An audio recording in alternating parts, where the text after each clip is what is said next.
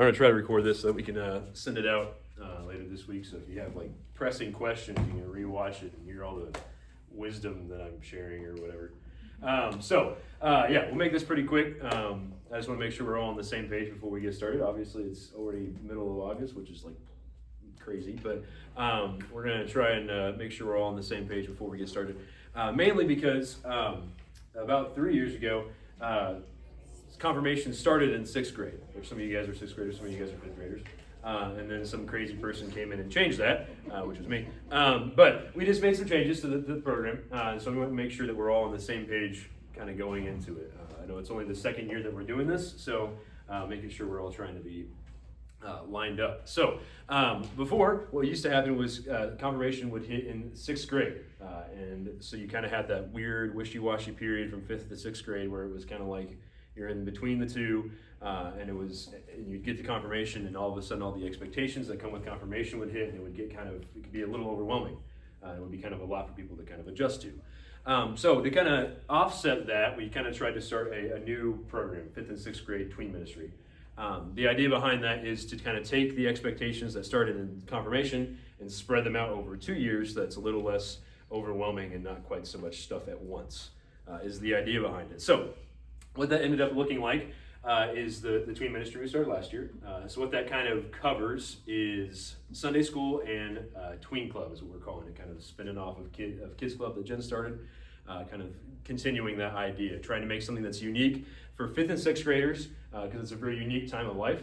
There's people that are transitioning from middle school or elementary school to middle school, and that's a crazy time in life. If you guys can think back to 5th and 6th grade, it's kind of wild. That's one of those crazy time periods in your life. Middle school is bonkers.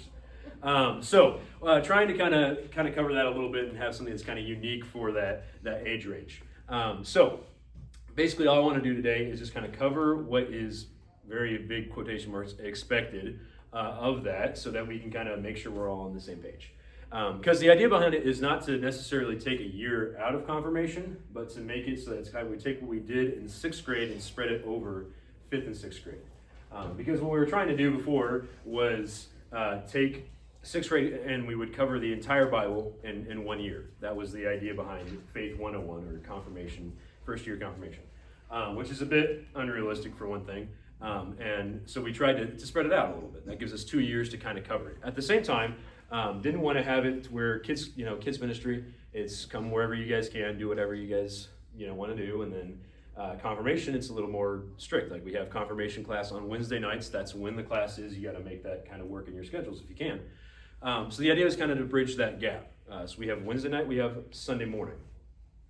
Basically, my goal is to see your guys' kiddos in one of those two things as much as possible over those 2 years. That's kind of the goal. So if Wednesday nights work better for one season because of sports, great, come to that. If Sunday mornings work better the other season, great, come to that. My goal is just to have that expectation set. And that's not just trying to be mean because Dalton's being mean and trying to set expectations. But the idea is that's what I would expect anyway. That's what I expect of myself. That's what I would expect of any Christian. Anyone who calls himself Christian is you're going to make time to go to church, and you're going to make time to learn about your faith, and you're going to make time to serve a little bit. So what that kind of ends up looking like is there are those sheets on the front there that have all the schedules for everything. Basically, there's tween club on Wednesday nights, and it matches the confirmation schedule. So we take Lent and we take Advent off, mainly because I end up leading a couple of the meals, and I don't want to try to have kids club over here and meals over here, and I don't want to deal with it. So I just take those time periods off. It seemed to work pretty well last time. We didn't lose anybody over the breaks. So we're going to probably keep doing that this year, unless there's mass rebellion and everybody's like, oh, we want to come back next week, and then maybe I'll figure that out. But everything should be pretty similar to last year. So if you had a kid in it last year, it's kind of the same shindig. Sunday school is pretty much every single Sunday from September 9th, I think it is, to May, whatever day it is. So, like I said, the idea is to just kind of try to make the effort to come to one of those two things as much as possible, and that's kind of the idea behind it. We're kind of classifying it like pre-confirmation is the idea behind it. Rather than taking a year out of confirmation, we're kind of spreading it over 2 years. Not to make a 4-year program because that sounds crazy and super overwhelming, but to kind of break it down a little bit. So does that make sense? Any questions about all that? I know there's word vomited at you for like 10 minutes. So any questions about all that? Make sense? Fair enough? Nothing crazy?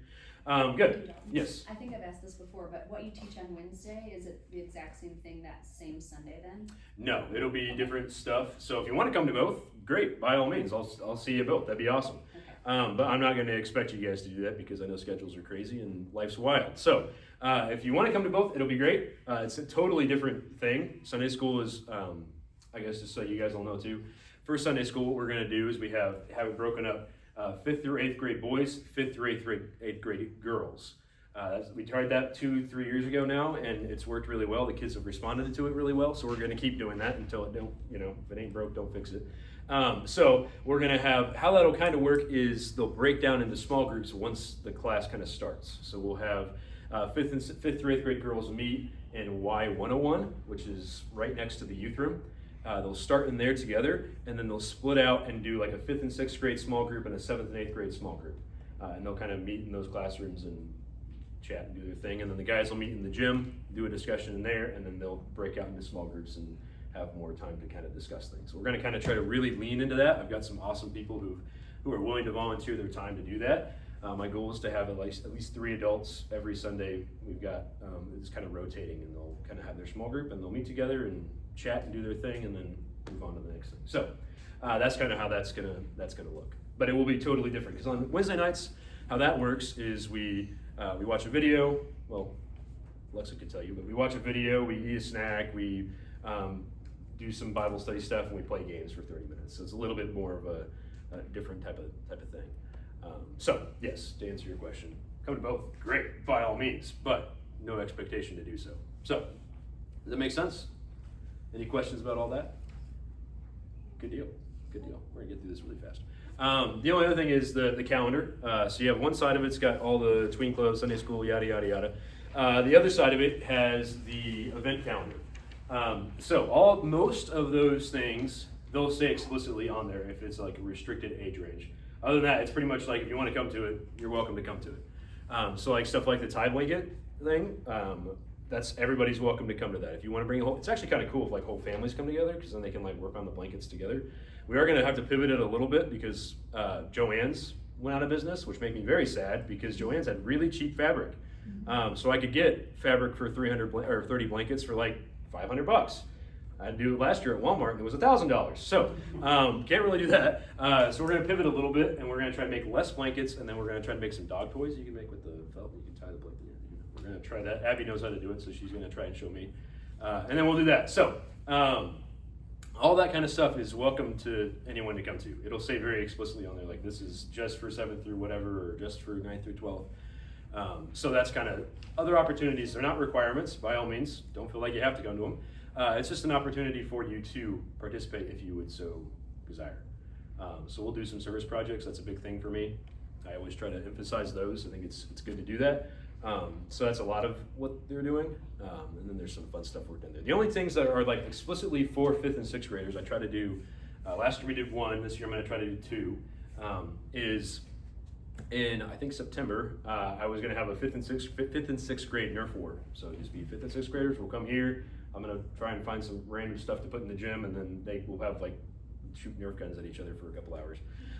So that'll be one thing we're going to try and do. The only other thing that we do is the tween lock-in, which is in January, something like that.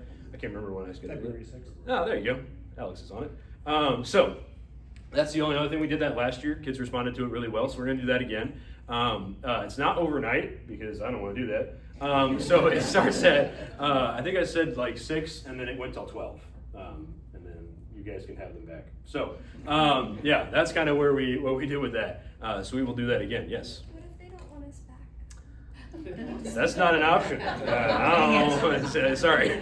I mean, I guess the couch is really comfy. If you want to leave here overnight, I won't be here. No, but that'll be that. Yeah, that was a really good time. Kids had a good time with that. So we'll do that again. And if it keeps going, well, we'll just keep adding things. I don't know. If you have an idea for a 5th and 6th grade event, let me know. We can try and do it. But that's kind of where we're at. Any questions on all that stuff? Yet again, no expectation to come to any of that stuff. It's just something we're doing. I'd love to see you at it, but there's no requirement. So that's kind of the idea behind it, is to start things and give you the opportunity to participate, because then when confirmation gets here, there is more like the expectation, like, hey, I want to see you do this many things, this many things, this many things. The only other thing with that is acolyting. I don't require acolyting, but I would love to see you acolyte. So we've got the acolyte schedule. We switched to the semester format, which worked really, really well because I wasn't having to beg people every single week to sign up. So that is on there. I'd love to see your kids signed up for that. So if you want to sign them up to acolyte, just let me know and then take a slot. And then if you want to run through it, Eric and I made some really professional videos of how to do it. It's super high quality and amazing. So you can always watch those, and if you watch that and you're like, I still don't know what I'm doing, you can just let me know. And myself or Pastor Gary, Pastor Keith, or Eric, somebody will be like, hey, you take the stick and you light the candle. So that's that's also an option. But yet again, not a requirement. Would love to see you do it because it makes my life easier. But that's no requirement there. So any questions on that? I think that's it. Sermon notes, if you want to do them, great. By all means, do a sermon note. But that's not a requirement by any means. I'm not expecting any sermon notes. But some of the kids did them last year, and they turned them in. I was like, oh, great, sure, I'll take it. But that's out there too. So yeah, any questions? Pretty straightforward. Nothing real crazy. Try to keep it, like I said, try to kind of bridge the gap between kids ministry and confirmation. So yeah. Any questions? I feel like there was something up. I feel like I need to yap longer, but I'm actually kind of done. So, all right, cool. So we got those things. We will always have those on my door to my office. If you guys don't know where my office, it's like right across from the church office. Also, the new parenting wall that Jen and I put together is over. When you go to the bathroom, it's right across from the bathroom. So that'll always have up-to-date calendars and other stuff. There are also these really cool resources that what's coming in, man? It's Orange Theory. Put them together. There's an app that it's from. I can't remember what it is. Anyway, they're like kind of phases and stages things. They got some really good information. I thought it was kind of cool. So we put those up there. If you want to go check those out, take those, whatever. There's also a map. So if you're like, okay, where are my kids at on Sunday morning? You can check and see where they're meeting and stuff like that. So that's out there. Go take a look at it. Yes, sir. What's the plan for the conference retreat on October 3rd and 4th? Yes. 7th and 8th graders? 7th and 8th graders. Yeah, that's confirmation. So if you guys have any, I'll talk about that really quick, but if you have any 7th and 8th graders, that is semi-required if you can make it. Then it's just an overnight retreat at Great Oaks Camp, which is a new camp we've never gone to before, but we're going to try it out. They have a 3-person zip line, so that's kind of cool. And they have like an actual ropes course where you can like actually do like the ropes course things where you do the, I know, I'm sorry, Diane. Diane's like, we had to go to Iowa Seca for 2 years. So that's a new thing we're going to try this year. So if any of you guys have 7th and 8th graders, we'll talk about that some more too. There is on the 23rd, if you have a 7th and 8th grader, we have a parent meeting for them as well. So you'll hear some of the same stuff you just heard from me, but I'd encourage you to come there as well. So, yeah. Anything else? Any other questions? Sweet. We can get you guys out of here. Good deal. So if you have anything else, I'll be here for a couple minutes and you can ask any more questions you have. And then other than that, get you on your way. Thanks for making the time. Yep. Oh,